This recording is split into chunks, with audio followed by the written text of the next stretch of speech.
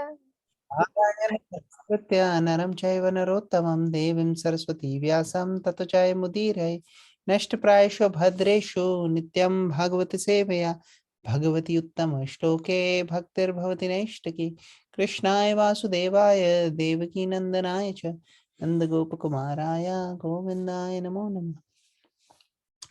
ओम अज्ञानतिमिरन्दस्य ज्ञानञ्जनशलाकया चक्षुरुन्मिलितं येन तस्मै श्रीगुरुवे नमः।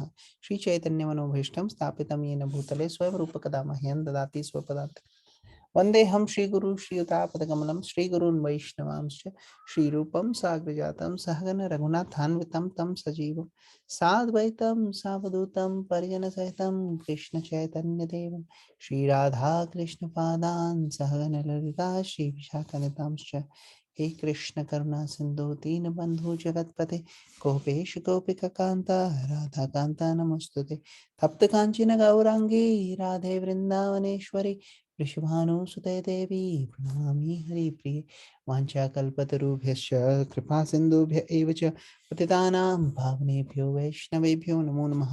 जय श्री कृष्ण चैतन्य प्रभु नित्यानंद श्री अद्वैत गदाधर शिवासादि गौर भक्तवृंद हरे Krishna Krishna Krishna Hare Hare Hare Ram Ram Ram Hare Hare.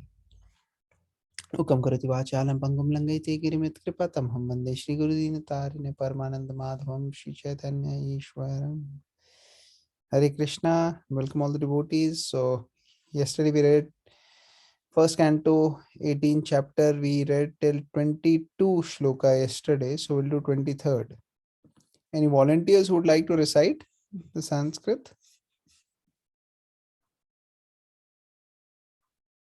Prabhuji, I can, but I'm trying, but I'm not able to sing it. Can you just help me? Which tune will work for this?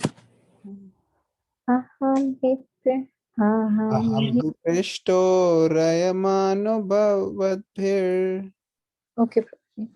Aham hi preshto rayamaनुभवद्भिः. Aham hi Aham prishto rayamanubhavadbhir.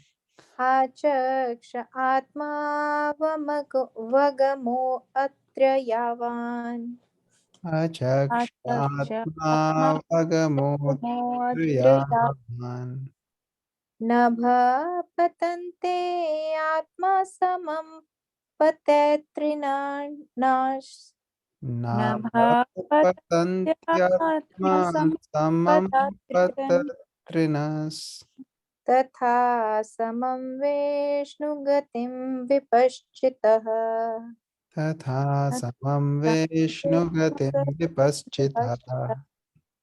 Translation and purport by C. Bhaktivedanta Swami Srila Prabhupada ki jai. O rishis who are as powerfully pure as the sun, I shall try to describe to you the transcendental pastimes of Vishnu as far as my knowledge is concerned. As the birds fly in the sky as far as their capacity allows, so do the learned devotees describe the Lord as far as their realization allows. Purpose. The supreme absolute truth is unlimited. No living being can know about the unlimited by his limited capacity. The Lord is impersonal, personal, and localized. By his impersonal feature, he is all pervading Brahman. By his localized features, he is present in everyone's heart as the super soul. And by his ultimate personal feature, he is the object of transcendental loving service by his fortunate associates, the pure devotees. The pastimes of the Lord in different features can only be estimated partly by the great learned devotees. So Srila Sutta Goswami has rightly taken the position in describing the pastimes of the Lord as far as he has realized. Factually, only the Lord himself can describe himself, and his learned devotees also can describe him as far as the Lord gives him the power of description. Hare Krishna. So in this purport, Prabhupada's Sutta Goswami is actually trying to describe the transcendental pastimes of Lord Vishnu to the sages is Naimisharanya. But he's mentioning that I can do this as my knowledge is concerned.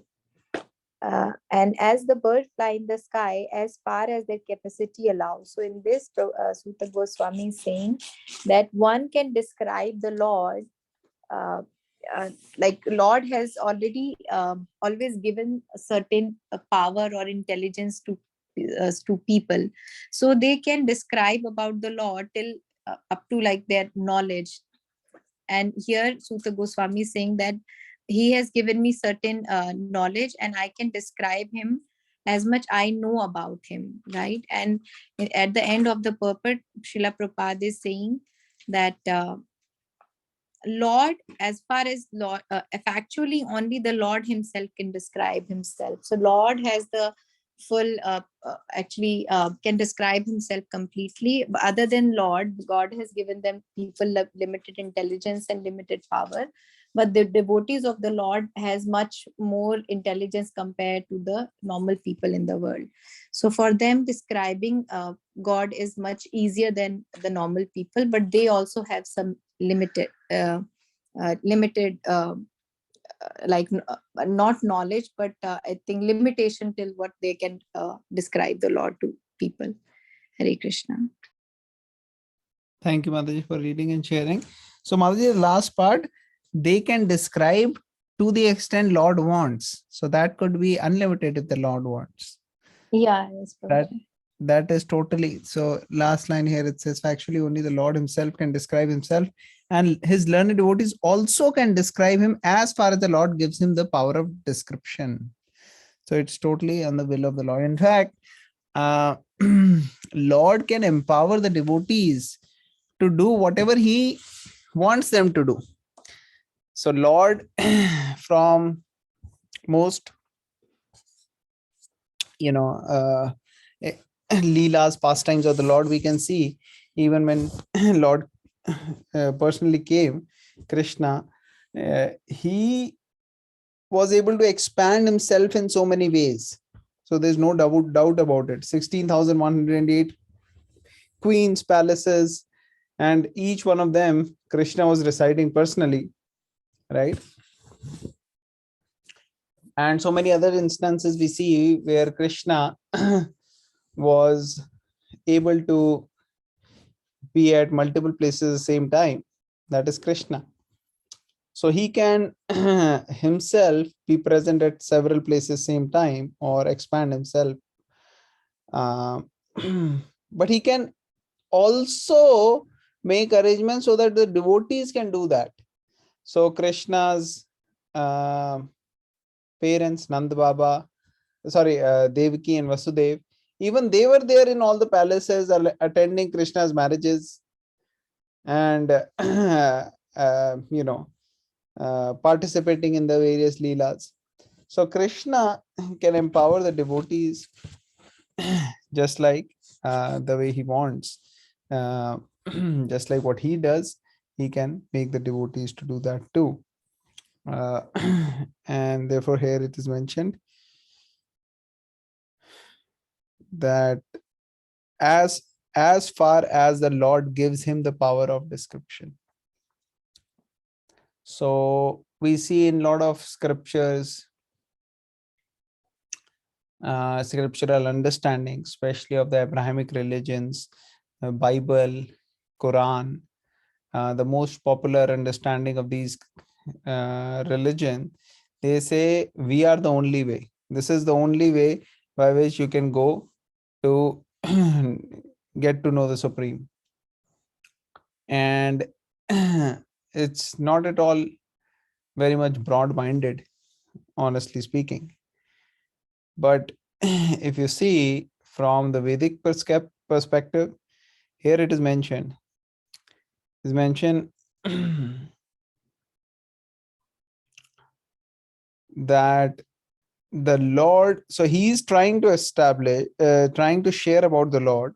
And he's saying, I shall try to describe to you the transcendental pastimes of Vishnu as far as my knowledge is concerned.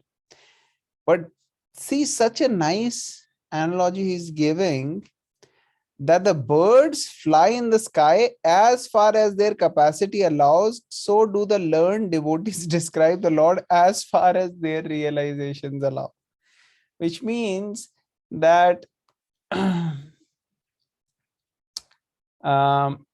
Lord is unlimited, like the sky, if you compare to the bird, is nothing. So bird can go to the highest levels which is possible for the bird, but still the bird definitely has seen the sky, but at the same time she has not covered the whole sky.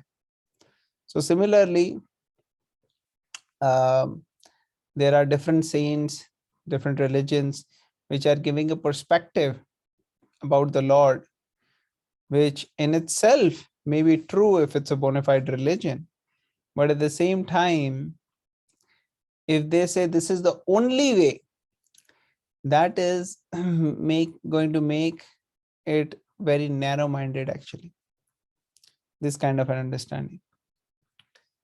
That's why in Vedic scriptures it is said that supreme absolute truth is one, but the learned sages know him in different aspects. Therefore, even in Srimad Bhagavatam, we read in the second chapter, Vadanti tat tattvadas tattam yat jnanavattvayam brahmeti parmatmeti bhagwaniti sabdate. So the learned sages, depending upon their realizations, they may know Brahman, Paramatma, or Bhagwan. So these are different levels which are described in a certain kind of a classification.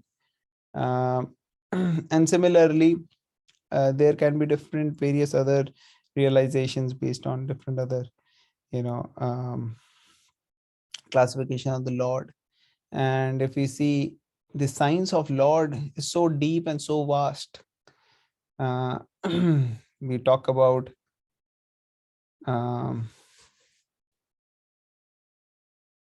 different avatars of the Lord. Now, avatars in itself, there are so many different types of classifications of avatars. Not just different avatars, but different avatars can be classified in different ways. Leela avatar, Guna avatar, Shakti avatar, so on and so forth.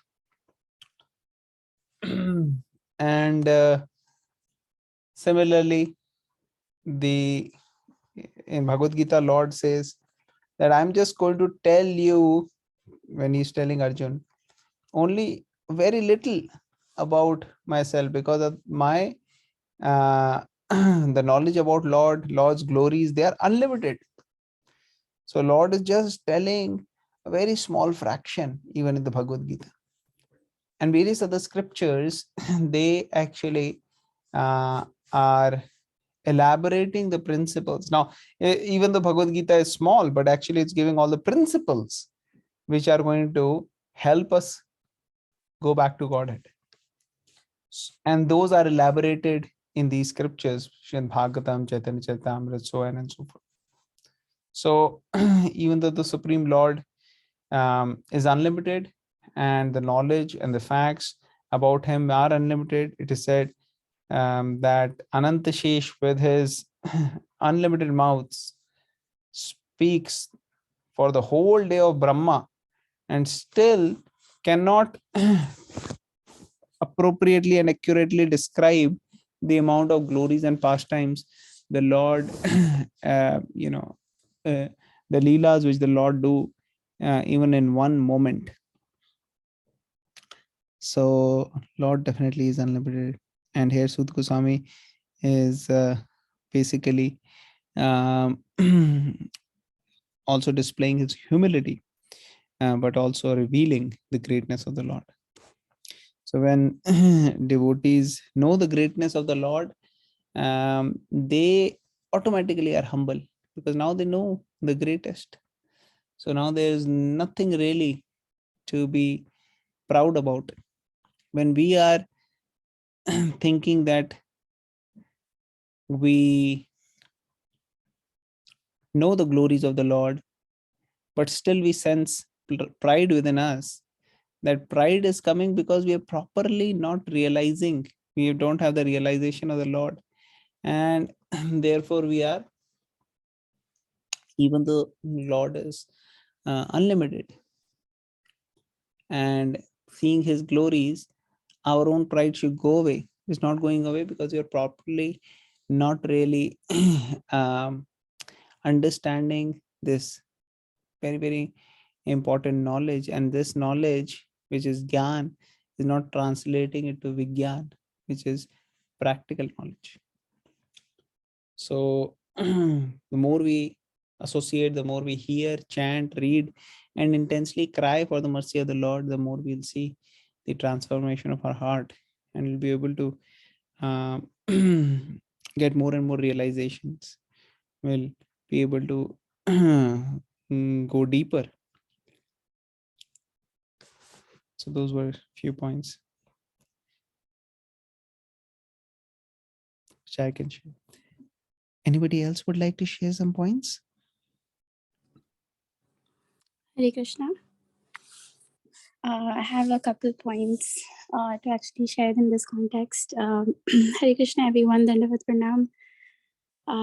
Very nice points shared by Rakshita Mataji and Abhiram Gopal Prabhu. Thank you so much. Very similar points, actually, nothing drastically different. But I had just heard recently regarding, the regarding the similar topic. So I thought I'd share. I was listening to a story recently about Dhruva Maharaj, and obviously there are many pastimes, and the same point can be illustrated in numerous pastimes. But it was being described. Radhanand Maharaj was describing Dhruva Maharaj. He was. He was, when he saw, he personally got the darshan of Krishna, the Supreme Personality of Godhead himself, after performing so much tapasya in the forest. When he saw the form of the Lord, all his material desires, disappeared. And his only one desire that he had was that he wanted to serve the Lord. And actually, Maharaj describes in that lecture that Dhruva Maharaj, who was he? He was only a 5-year-old boy. He, and what can a 5-year-old boy, say about, the Supreme Personality? Like especially someone like him, he didn't have the words. And Dhruva Maharaj was also, when he saw the form of the Lord, he didn't know what to do, he didn't know what to say, and he was actually falling short of words. And he was so overcome with various emotions. He didn't know what to say when he had finally seen the Lord after performing so much tapasya. So Maharaj actually describes in that context, he quotes a verse which we actually recite every day. He quoted, Mukam karoti vachalam, pangum langayate girim, yat kripatam hammande, Shri Guru Dina Taranam. So, Mukam karoti vachalam, those who are dumb, who don't have, who don't have the ability to speak, Krishna can award them with the ability to speak. And those who have pangum langayate girim, so those who are lame, those who don't have the legs to walk, Krishna can make them cross mountains. Yat kripa tam hammande Shri Guru Dirataranam. But all this cannot happen without the mercy of Guru. So in that context, Dhruva Maharaj, he turned to his spiritual master, Narad Muni, and somehow or the other, these poetic verses, which are also in Bhagavatam, came out of his lips in glorification of the Lord. So so definitely, the Lord can make one do anything and everything possible if our desire is pure, if our desire is one, to serve Krishna, to be the servant of the servant of the servant of the Lord. Then if our desire is pure, surely Krishna can award it, but it especially happens with the mercy of Guru. And definitely, if we pray, many times we fall short of so many words. Actually, each of these verses are so beautiful. We don't have enough. Sometimes we share something, we think, oh wow, what wonderful thing I shared. I have so much knowledge, or whatever it may be. I'm talking about myself. Sometimes you may get this thought that, wow, pat on the back, I shared such a wonderful thing, or whatever it may be. But actually, we don't realize how short we are falling of words. But by the mercy of Guru, by the mercy of Prabhupada, we don't have any qualification to speak on these subject matters. We don't have any qualification to speak, who are we, right? But somehow Prabhupada has given us the qualification. Our only qualification is that we sincerely and seriously follow the process, sincerely and seriously work on our sadhana, sincerely and seriously. We are all, practicing sadhakas, encourage one another to continue practicing, and and that will attract the mercy of Prabhupada, that will attract the mercy of Guru, and hence we can continue, through the process of purification, we can continue, to learn more about Krishna, and hence be able to glorify him as well. So just wanted to share those few points. Hare Krishna.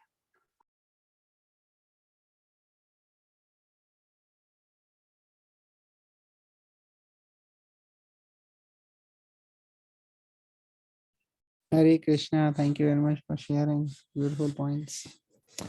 Anybody else would like to share anything? Any reflections?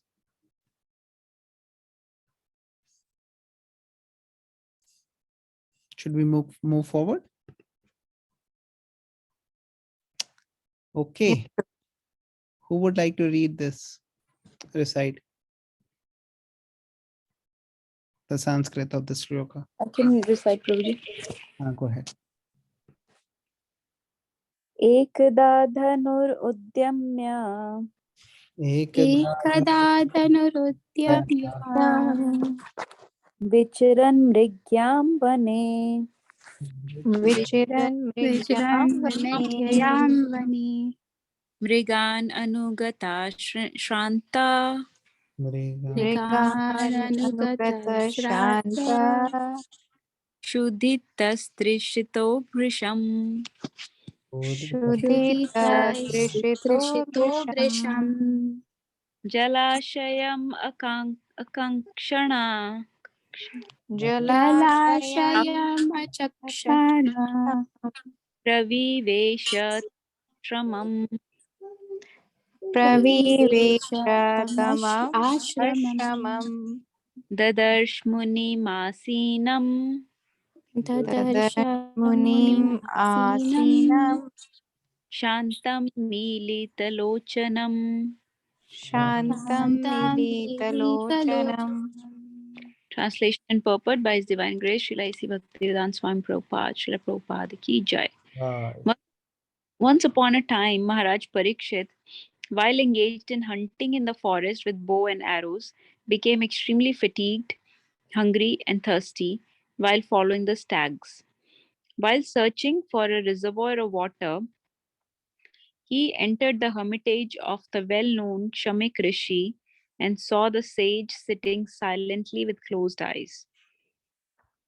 Purport: the Supreme Lord is so kind to his pure devotees that in proper time he calls such devotees up to him and thus creates an auspicious circumstance for the devotee.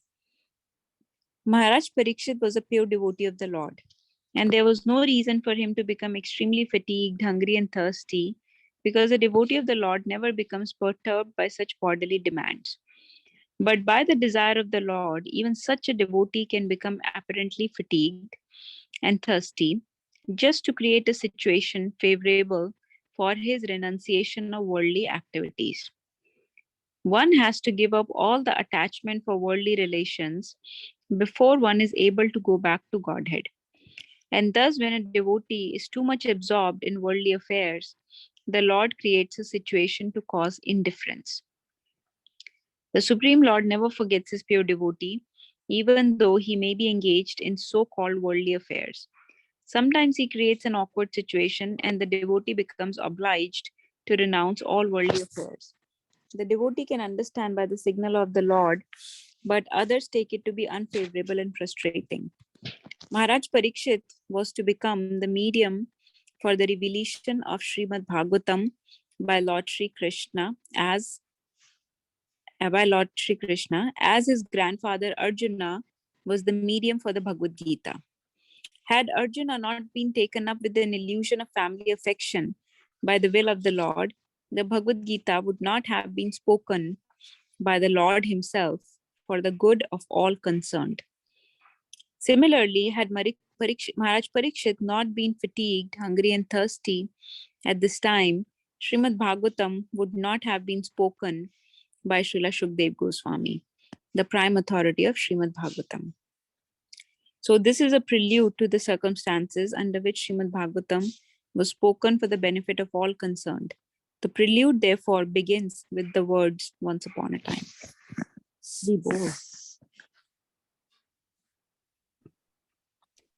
So now the Bhagavatam is actually starting. Yes, starts with once upon a time. I was listening to a lecture today, and Amog Leela Prabhu was saying we should tell stories to our kids. We should, our scriptures are full of stories. We should always be telling stories. Whenever you say, Ek baar ki baat hai, or once upon a time, everybody's ears will stand, everybody will be listening eagerly. It's such a catchy phrase, once upon a time. Ek baar ki baat hai. So we should always be telling stories to teach our kids lessons. So this is the greatest stories of all times, which we are now entering into Srimad Bhagavatam. So here in this purport, so the translation is, the verse is describing the situation of how Maharaj Parikshit was suddenly overcome with fatigue and hunger and thirst while he was in the jungle, and came across the ashram of Shamik Rishi, where Shamik Rishi was meditating with closed eyes. So in purport, Prabhupada is describing how this situation came about. When Parikshit Maharaj is such a pure devotee of the Lord, how come he became so much overcome by sudden thirst and all these bodily demands, which a pure devotee should be able to control such urges. And he's basically saying in purport that these are according to the plans of or desire of the Lord, that he wanted Parikshit Maharaj to be the medium for revelation of Srimad Bhagavatam. He wanted him to be an instrument in his plans, just like he made Arjuna an instrument in his plans of revealing Bhagavad Gita. So then that's what, that is a great, one of the, we say that Krishna has 6 main opulences, right? One of them is renunciation. So this is one of his quality, that he likes to give all the credit to his devotees. He wants to glorify his devotees, or he wants his devotees to be glorified for time immemorial. So he gives them this chance. I mean, he can easily perform these tasks without anybody's help, but he likes his devotees to be glorified and give them credit for doing these great tasks, these historical deeds. So Maharaj Parikshit is now remembered for the one who revealed Srimad Bhagavatam, manifested Srimad Bhagavatam just before the advent of Kali Yuga. Similar to his grandfather Arjuna, who is now remembered as a medium for Bhagavad Gita. So our two main scriptures of Bhagavad Dharma.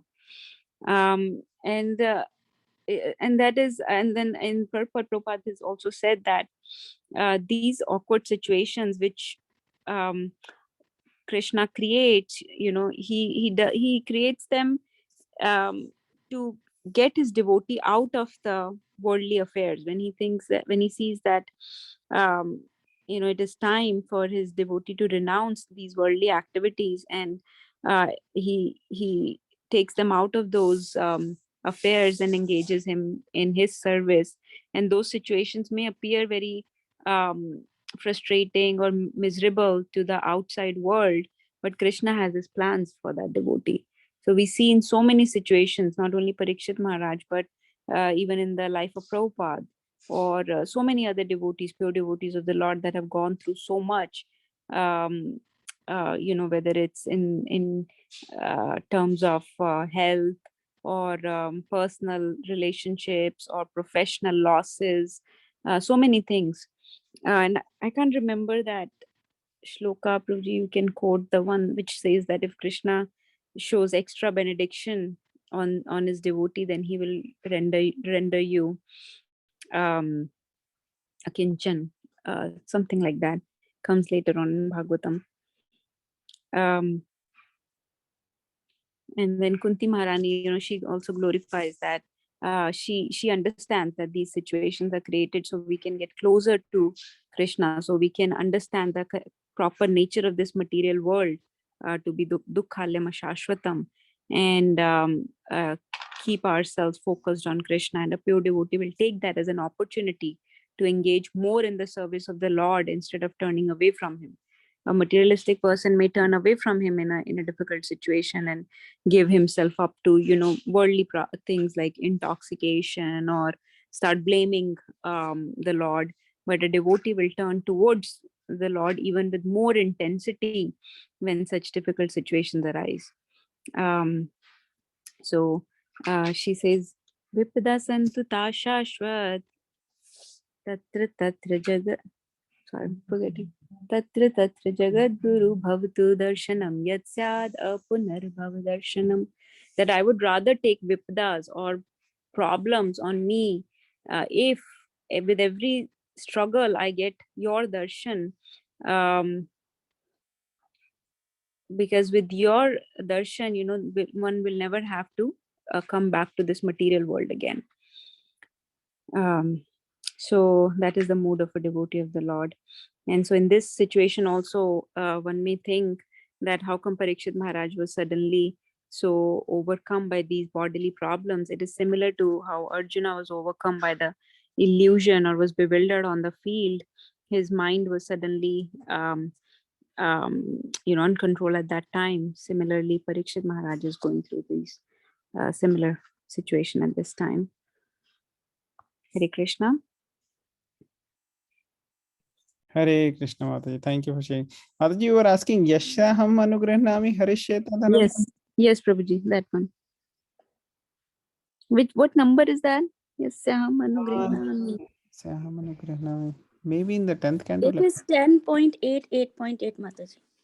Okay, thank you, Mataji. Yes, that's the one. And I remember long time back, Rakshita Mataji shared that she had heard this verse, that if I show my special mercy on a devotee, then I take everything away from them. And so she was very worried about it, and not very keen on devotion to Krishna. And she said that some people are actually don't want to be devotees of Krishna because of this reason. So I remember this verse from that time.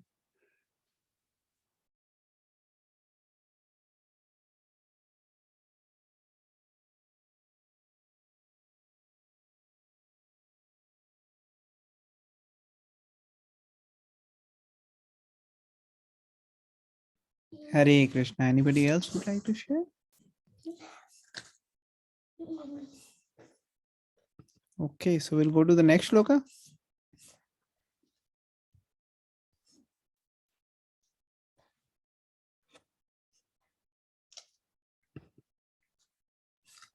Hare Krishna, Prabhuji.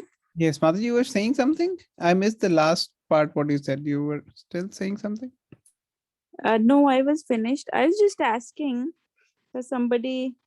So if you go back, so at that time, Parikshit Maharaj was hunting in the forest after a stag. So how should we understand this, Prabhuji? Was he hunting for sport or like for what? I know that Kshatriyas used to hunt, but more for their to build their uh, military skills and those kind of purposes, right? Yes, Mataji. That's correct.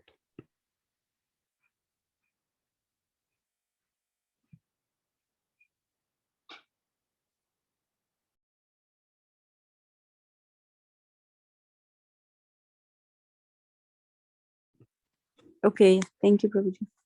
Thank you.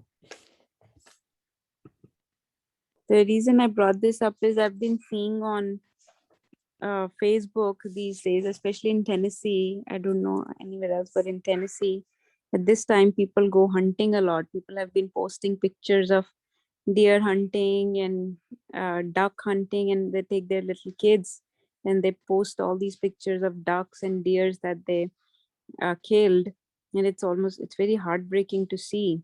We actually just today, Nirbhay Prabhu and I were discussing some of the kids that we know went hunting and all these pictures they were posting. Very, very heartbreaking to see that.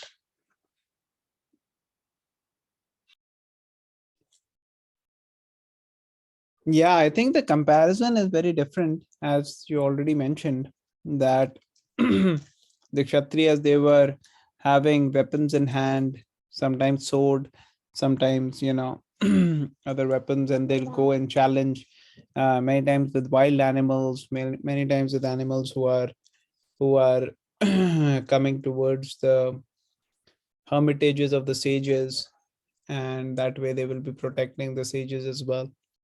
So this is kind of their practice.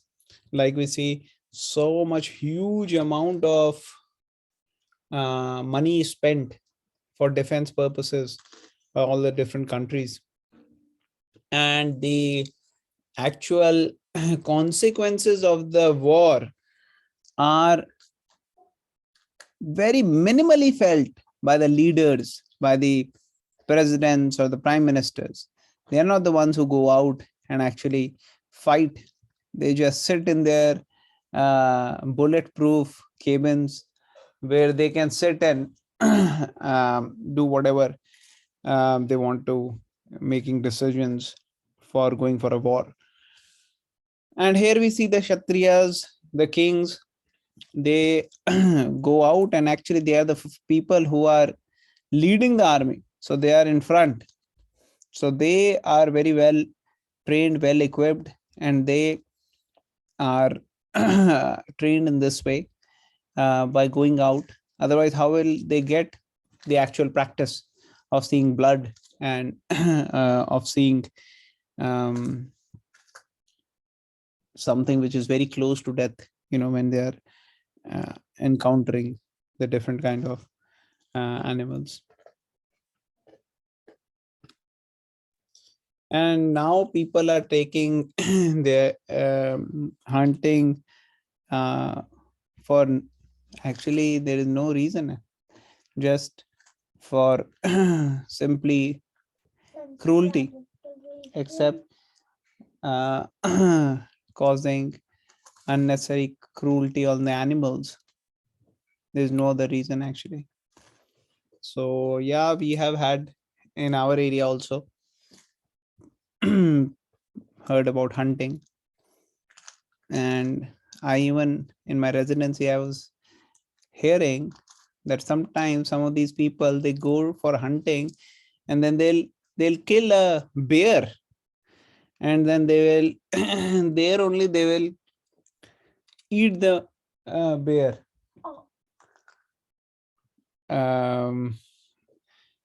And just totally heartbreaking.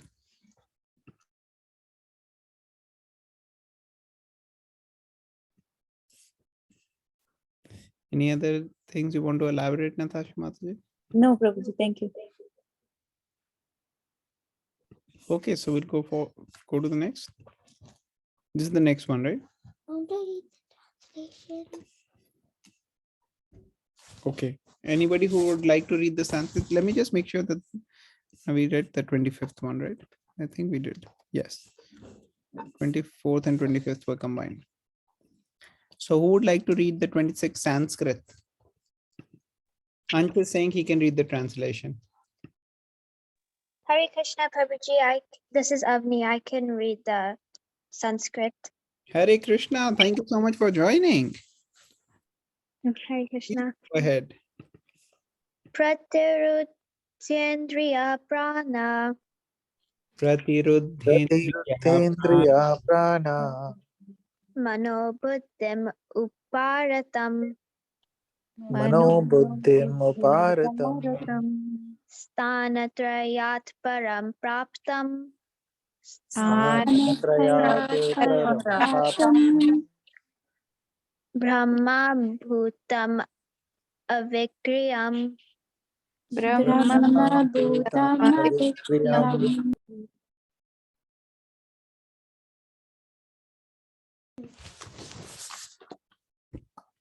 The Muni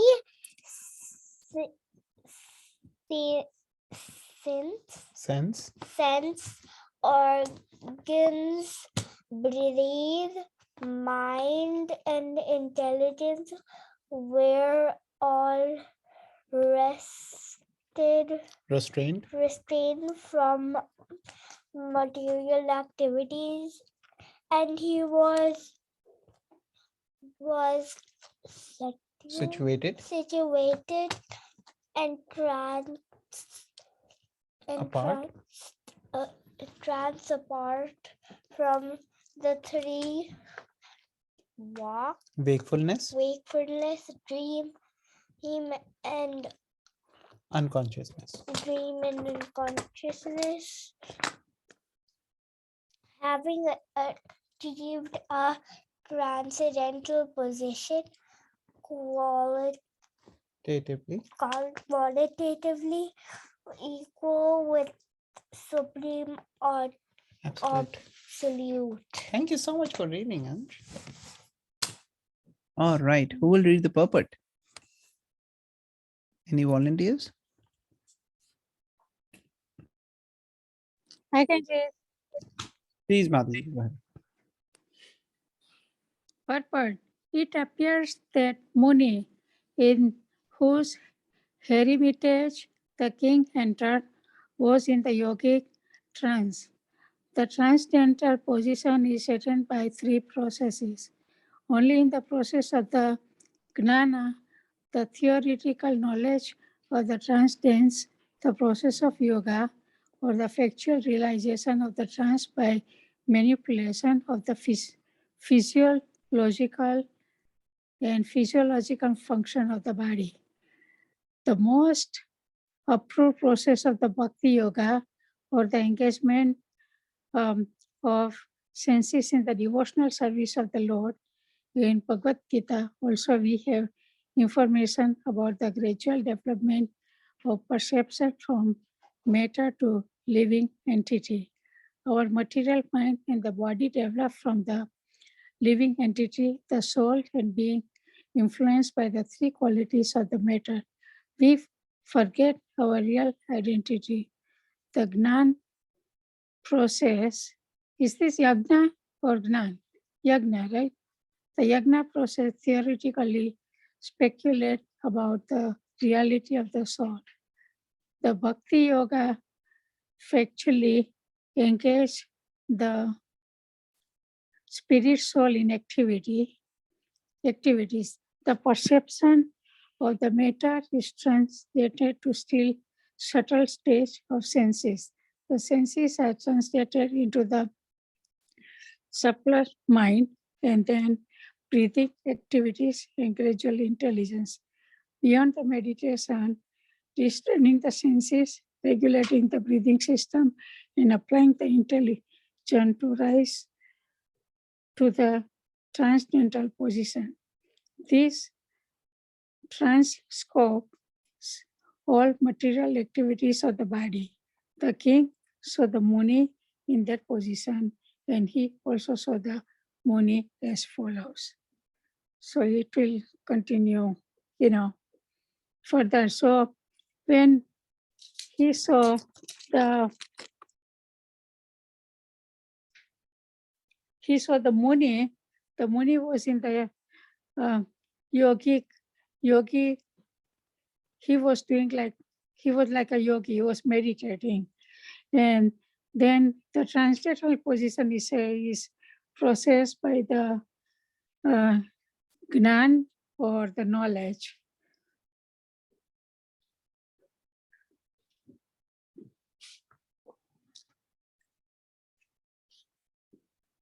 Well, you can explain this. This is kind of a little bit. Thank you, Mataji, for reading and sharing. I haven't shared all the way down, but you can explain it better. Oh, you explained nicely. Thank you, Mataji. So here, many of you may remember we have read that there are 4 stages of consciousness, of reality. So one is Jagriti. Jagriti is wakefulness, when we are awake. And then one is Sushupti, Prabhuji. Yes. So Jagriti, Sushupti, and then what is the third one? Prabhuji. Sound sleep, I think. Swapna. No. Swapna. Correct. Swapna, yeah. Sound sleep. No, so Jagruti is wakefulness, Swapna is dream, and that sound sleep when one is totally unconscious is Sushupti. Sushupti. So if you see, when our body is awake, both our mind and senses, both gross body and subtle body, they are active. That is wakefulness. In the dream, the gross body is not active, but the subtle body is active. So same feeling you will get, which you get in reality when the dream comes. If you get insulted in real life, you feel bad. Even in the dream, when you get insulted, you will feel bad. It's only going to last smaller duration, because when you wake up, you wake up. In reality, if you lose something and you feel very, very disturbed, similarly in the dream also, when you lose something, your mind will make you disturbed. So same thing is happening because subtle body is active. And Sushupti is unconsciousness, where both the subtle body and the mind are not active. Now, beyond these 3 consciousness, there is another 4th state of being, which is called as Samadhi or Turiya, which is actually the one which is being described here, that the stage in which one is in trance, one is meditating on the Paramatma. And in purport here, so that's the state in which this Muni is.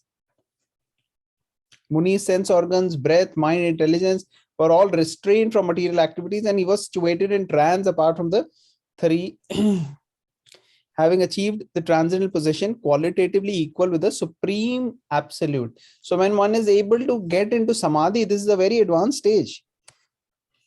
Samadhi means one is actually in his connection with the Supreme. He's having a connection. So that is, they're saying, is qualitatively equal to the Supreme Absolute, which is our true position. Our true position is qualitatively equal to the Supreme. Give me 1 second.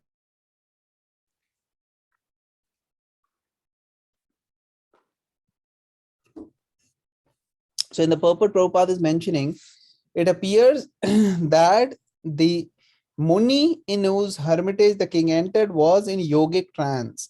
Transcendental position is attained by three processes, namely Jnana Yoga, theoretical knowledge, process of yoga, factual realization by trance by manipulation of the physiological and psychological functions of the body, and the most approved process of Bhakti Yoga or engagement of senses in the devotional service of the Lord. So there Prabhupada has mentioned the three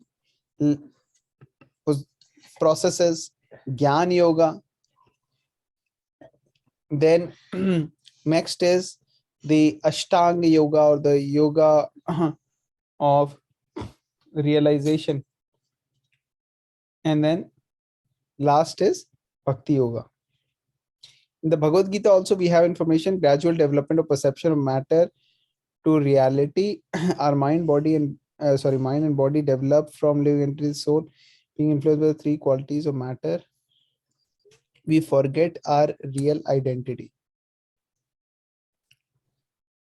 Just give me 1 second.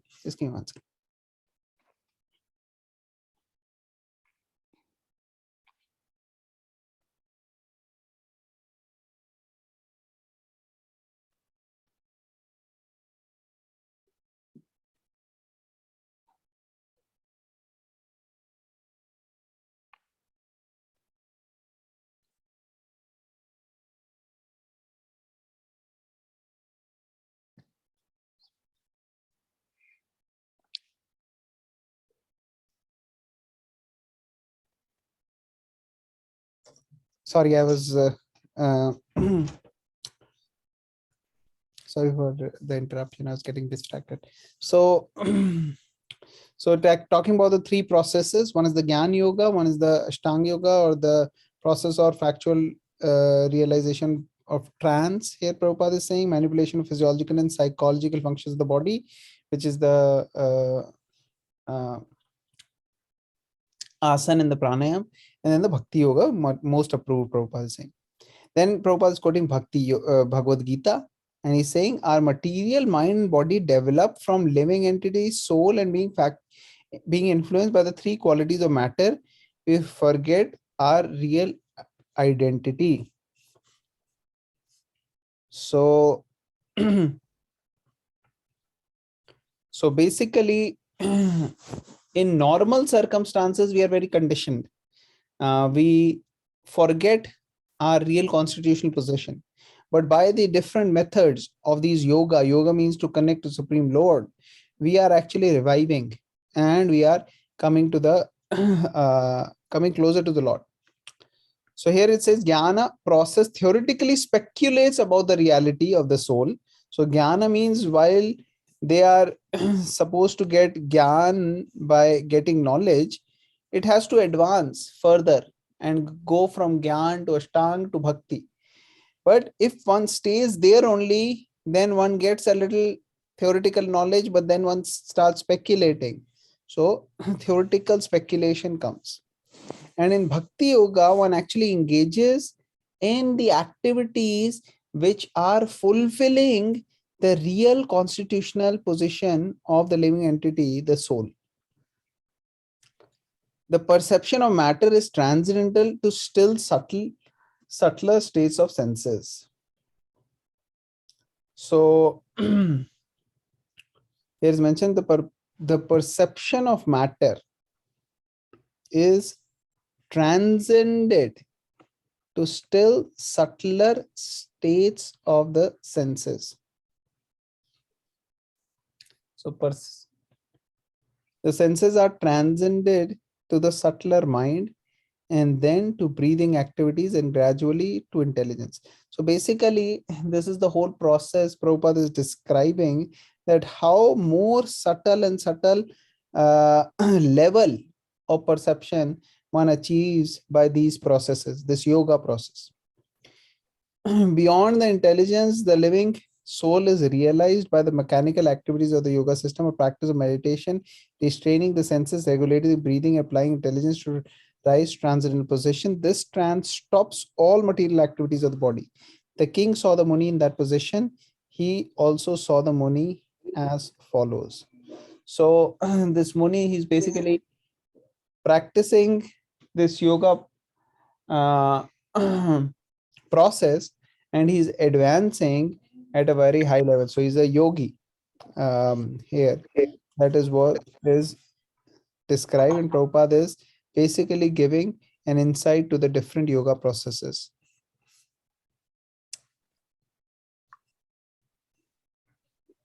All right, so anybody else would like to share? Deepika Mataji, Natasha Mataji, Nirbhay Prabhu, anything you would like to add?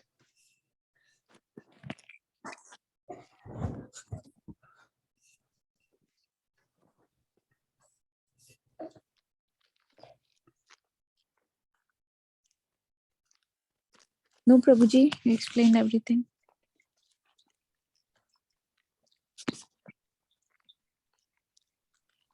Okay, so we'll keep going further. Oh, okay. So it's 9 o'clock. I think it's time to stop.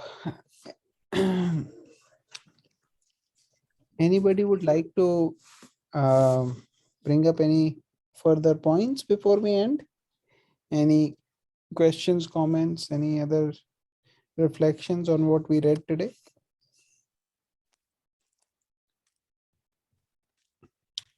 All right. So I think we can conclude then. Thank you very much, all the devotees, for joining. Granth Raj Srimad Bhagavatam ki jai. Srila Prabhupada ki Jai.